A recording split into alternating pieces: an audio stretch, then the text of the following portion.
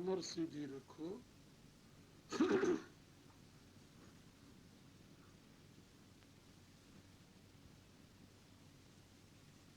अनंत आकाश को देखो, अंतर्मुखी होकर। अंतर्मुखी होकर अनंत आकाश में पृथ्वी, पृथ्वी पर अपना शरीर, ऐसा अनुभव करो। शरीर के चारों तरफ अनंत आकाश जो ऊर्जा से, एनर्जी से भरा हुआ है, उसी से हमें श्वास के रूप में जीवनी शक्ति प्राप्त हो रही है। ऐसा अनुभव करते हुए लंबी श्वास, गंभीर श्वास लो, जिससे अधिक से अधिक ऑक्सीजन तुम्हारे शरीर में जाए। जितना अधिक ऑक्सीजन लोगे उतने रक्त प्रवाहित होगा, शुद्ध होगा, तो ब्रेन को भी शुद्ध रक्त मिलेगा, तो ब्रेन भी शुद्ध होगा और उसमें ग्रास्पिंग पावर आएगी, उसमें ग्रहण करने की शक्ति आएगी। जो प्राणायाम से बुद्धि का विकास होता है उसका अभिप्राय यही है। तो लंबी श्वास लेते हुए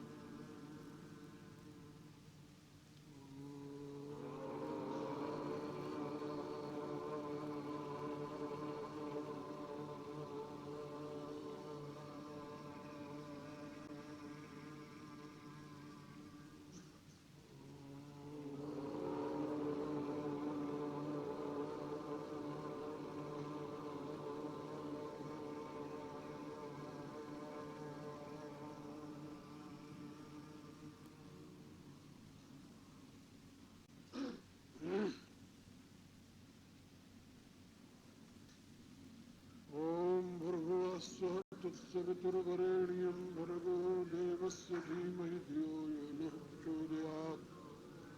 ॐ विश्वानुदेव सवितुर्दुरितानि परास्व यद्भद्रं तन्नयास्व।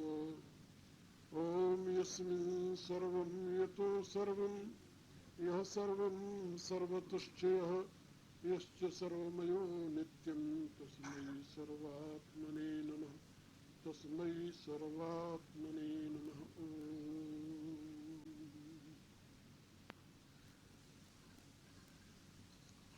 मेरी प्रिय आत्माओं, करुणा निधान भगवान अपनी करुणा तुम सभी के ऊपर सदैव बिखेरते रहे, यह मेरी आंतरिक शुभकामना।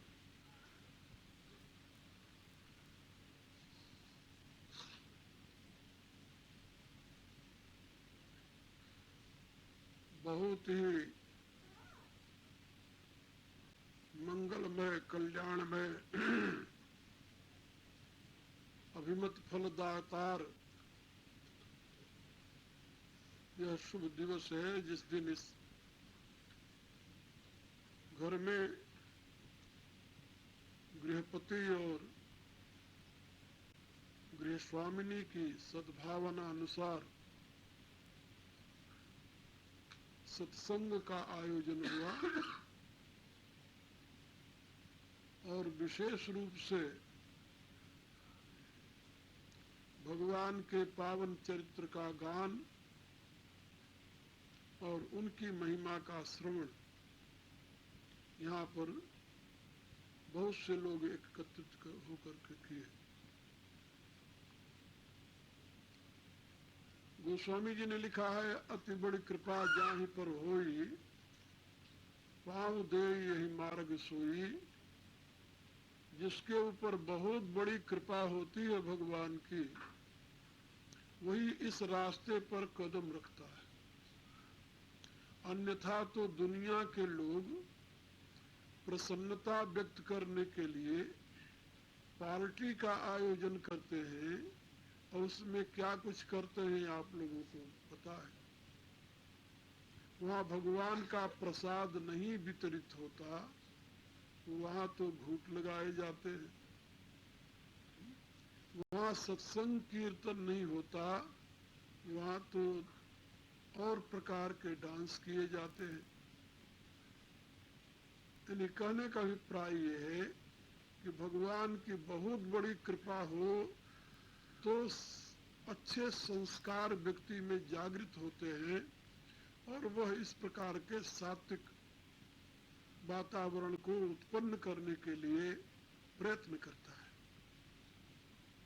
तो मेरे विचार से इस परिवार के लोग भाग्यशाली हैं और प्रभु के कृपा पात्र हैं जो आज उनके इस घर में इस प्रकार का वातावरण बना हुआ है।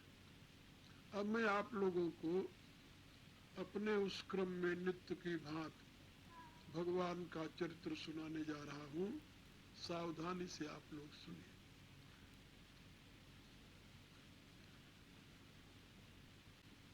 रामचरितमानस को गोस्वामी तुलसीदास जी ने भगवान का वांग्मय स्वरूप बताया है। वांग्मय का अर्थ होता है वाणीमय स्वरूप। उसमें 7 कांड हैं और मनुष्य के शरीर में 7 प्रधान अंग होते हैं। 7 अंग होते हैं और रामायण में 7 कांड हैं।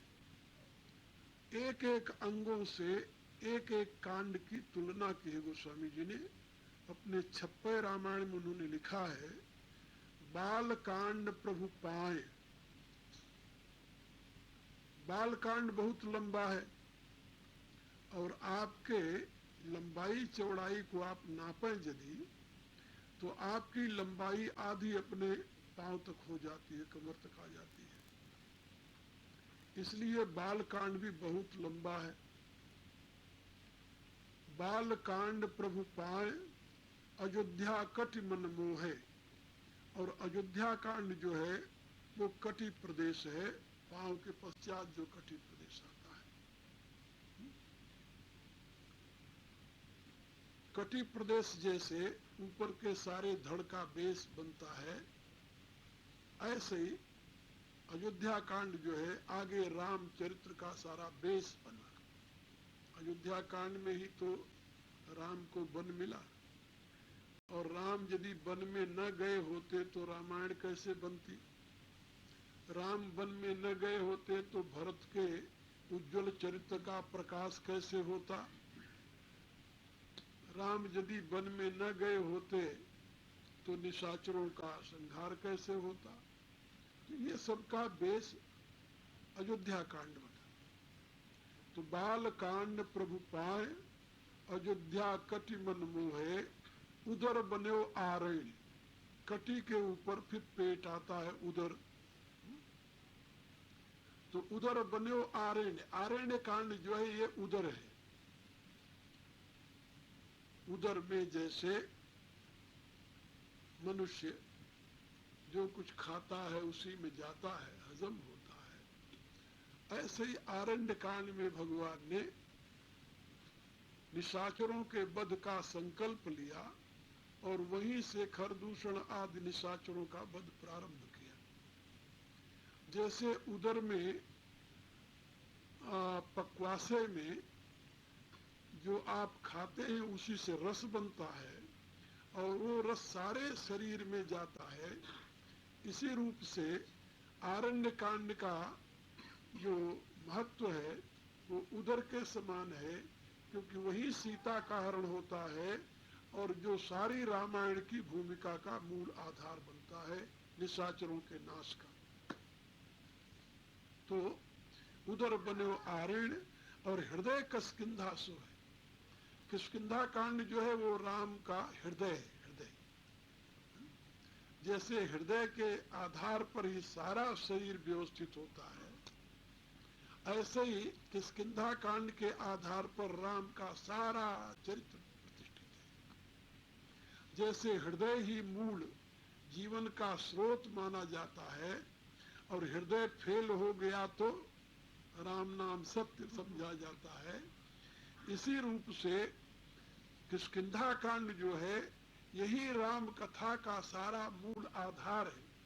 क्योंकि राम कथा की महत्ता है राम राज्य की प्रतिष्ठा, और राम राज्य की प्रतिष्ठा तब तक संभव नहीं जब तक कि हनुमान न हो। हनुमान के बिना राम राज्य की प्रतिष्ठा हो सकती है? असंभव है। मैंने अपने शिव शतक में लिखा है, असंभव है। और वो हनुमान जी राम के साथ किष्किंधा कांड में ही मिलते हैं। तो जैसे हर एक व्यक्ति का हृदय उसका रहस्यमय तत्व होता है और जो सबसे प्रिय होता है वो हृदय में ही रहता है।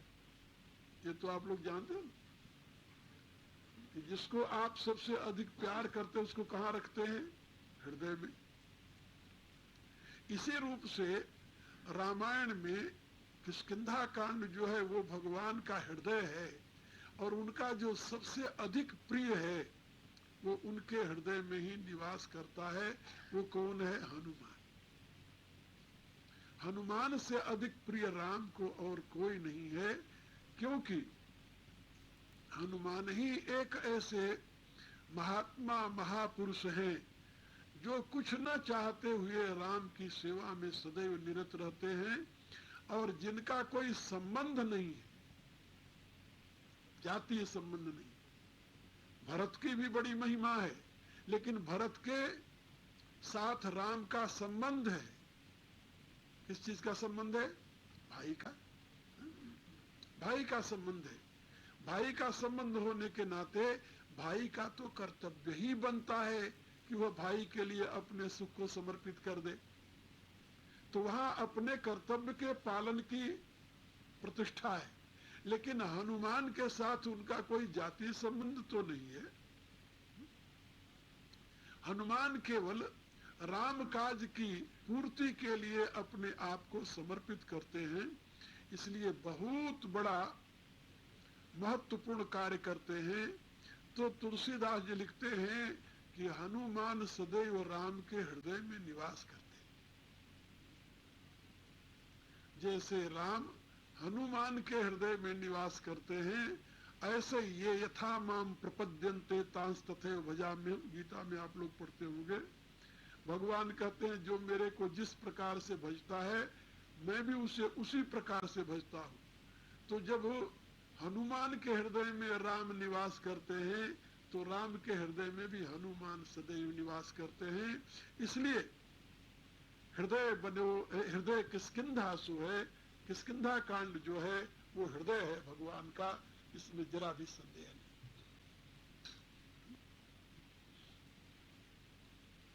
आप लोग एक किवाड़ ये बता रहा था कि किष्किंधा कांड भगवान राम की बांग में मूर्ति का हृदय है। उदर बन्यो आरे हृदय किष्किंधा सोहे सुंदर ग्रीव। सुंदर कांड क्या है? ग्रीवा है। सुंदर ग्रीव मुखार बिंद लंका कही गायो। और लंका कांड जो है भगवान का मुखार बिंद है, जामे रावण आदि निशाचर सकल समाये, जिसमें सारा निशाचर समुदाय विलीन हो गया। वो लंका कांड भगवान का मुखार बिंद है। और उत्तर मस्तक जान इम, और उत्तर कांड जो है वो मस्तक है भगवान का। जैसे मस्तक में हर एक प्रश्न का उत्तर निश्चित होता है, ऐसे उत्तर कांड में हर एक समस्या का उत्तर निश्चित है।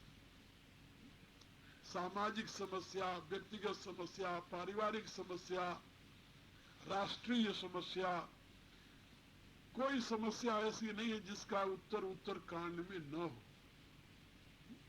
तो उत्तर मस्तक जानु इम, यही विधि तुलसीदास भनु आदि अंत लो देखिए श्रीमन मानस राम तल, ऐसा तुलसीदास जी ने छठवें रामायण में लिखा।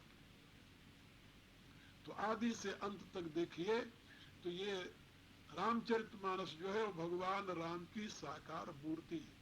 और उस साकार मूर्ति में हृदय का स्थान किष्किंधा कांड को मिला है, क्योंकि हृदय प्रिय का स्थान होता है और राम के जो परम प्रिय है भगवान मारुति, वो किष्किंधा कांड में ही आकर उनसे मिलते हैं। और वही कथा मैं आप लोगों को सुना रहा हूं कई दिन से, कि भगवान के समक्ष हनुमान जी उपस्थित होकर के प्रश्न करते हैं, भगवान राम उनको उत्तर देते हैं, उत्तर रहस्यमयी भाषा में देते हैं, और उस रहस्यमयी भाषा का बोध होते ही हनुमान जी राम को पहचान लेते हैं।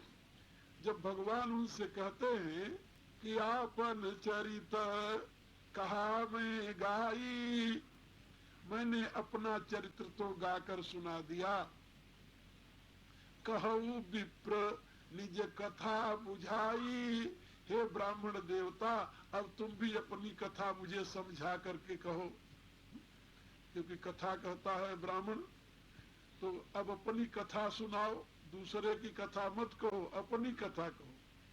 कहो विप्र निज कथा सुनाई। हम दूसरे की कथा तो बहुत विस्तार से कहते हैं, और जो अपनी कथा कहने की बारी आ जाए तो गला ही बंद हो जाता है, मुंह बंद हो जाता है। क्यों? कारण क्या जानते हो? इसलिए यानी मनुष्य की कथनी अलग है, करनी अलग है। जो कहता है वो करता नहीं, जो करता है वो कह नहीं सकता 10 आदमी के सामने, इसलिए अपनी कथा वो बताता नहीं। यहाँ पर कहो विप्र निज कथा बुझाई का एक और भी भाव है। भगवान कहते हैं कि ये जो तुम नकली रूप बनाकर आए हो मेरे सामने इस कथा को समझा कर कहो प्रयोजन क्या है तुम्हारा। कहो विप्र निज कथा बुझाई, तो इतना कहना था। नाम राम लक्ष्मण दो भाई, सुनते ही राममय जिसका जीवन है, जिसके श्वास श्वास में राम गूंज रहा है, उस राम को साकार रूप में अपने समक्ष देखते ही भगवान मारुति प्रभु पहचानी प्रभु गही चरणा, प्रभु को पहचान लिए और उनके चरणों में गिर गए। अब जब चरणों में गिर गए तो भगवान शंकर मौन हो गए। अब जब भगवान शंकर मौन हो गए तो कथा बंद हो गई।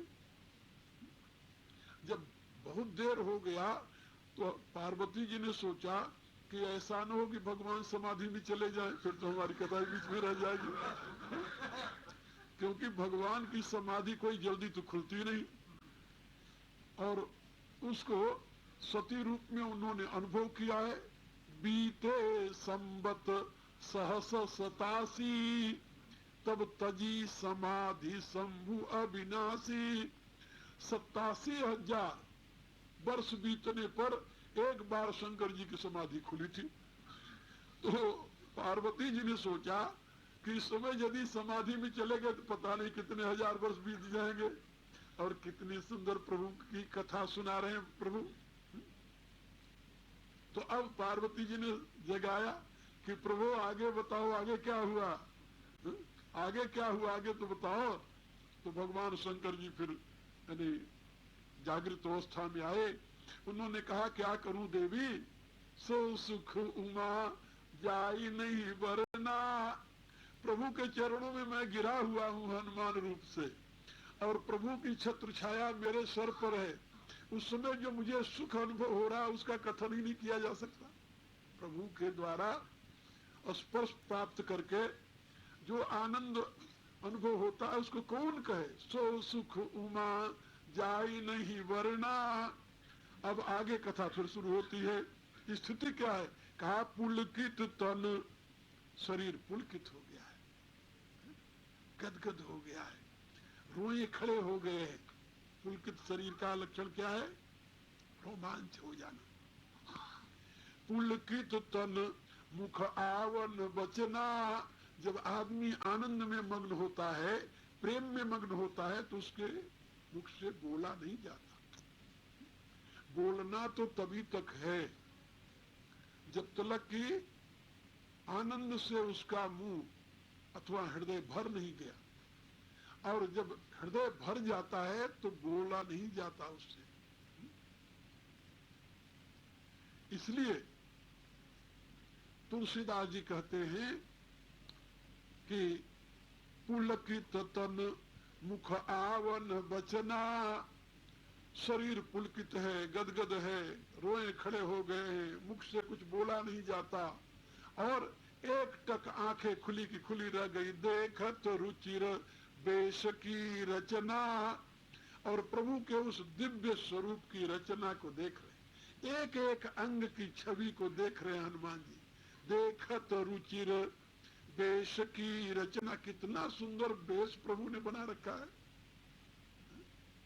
इतना सुंदर वेश बना रखा है जिसकी कल्पना ही नहीं कर सकते। किसी रामायण में एक कथा लिखी है, वो कथा मैं आप लोगों को सुना दूं।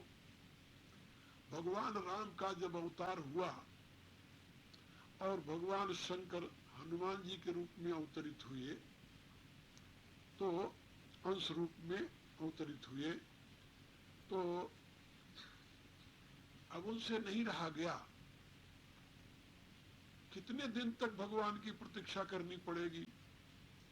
कहा जब भगवान वन में आएंगे, सीता का हरण होगा, तब मिलना होगा। बोले कितना लंबा है, बहुत लंबा है, इतने लंबे तक कौन प्रतीक्षा करे?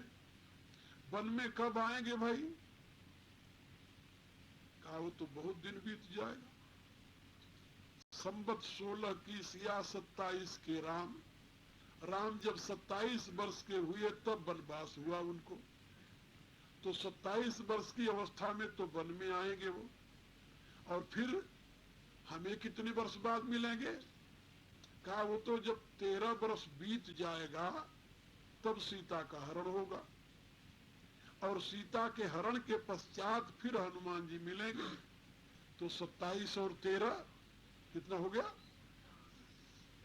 40 हो गया ना। अरे कहा 40 वर्ष बाद भगवान अवतार अब लिए, 40 वर्ष तक मैं प्रतीक्षा करूं, ये मेरे से नहीं होने का। कहा प्रभु ये नहीं होने का। भगवान शंकर से कहा मारुति ने कि प्रभु 40 वर्ष तक मैं प्रतीक्षा नहीं कर सकता प्रभु की। कहा फिर? कहा मैं तो उनके चरणों में जल्दी पहुंचना चाहता हूं। भगवान शंकर ने कहा यो मस्त, अभी मैं तुम्हें पहुंचा देता